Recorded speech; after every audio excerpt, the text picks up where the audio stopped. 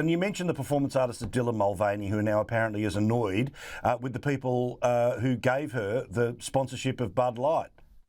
The absolute gall of this person. Dare you say balls?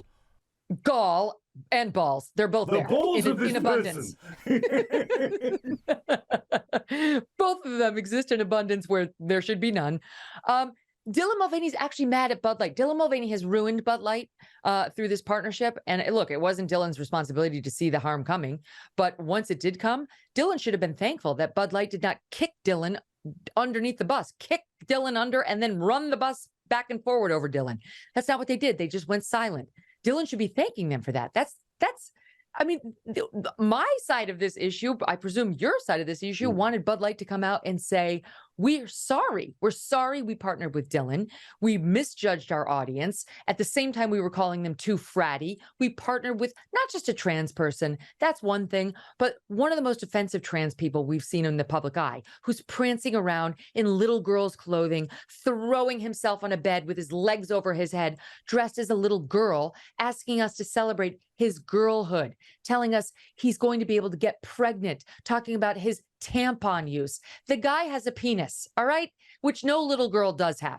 So a lot of us are offended by Dylan Mulvaney and the multiple brand sponsorships that Dylan's gotten, the promotion that Dylan does for Tampax. I could go down the list, not to mention women's makeup brands.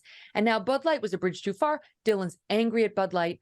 We're angry at Bud Light. Bud Light has lower sales than they've had. They've lost 50% of their sales year over year, Paul. 50%. And they still don't know how to solve it. They put out a commercial of a bunch of guys grunting when they sit down in their chairs.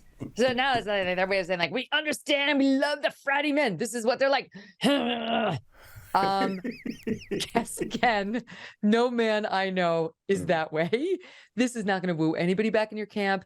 They can't figure out how to stop the bleeding. My one suggestion, the CEO of Anheuser-Busch, he should come on my show. He should let me beat him to a pulp.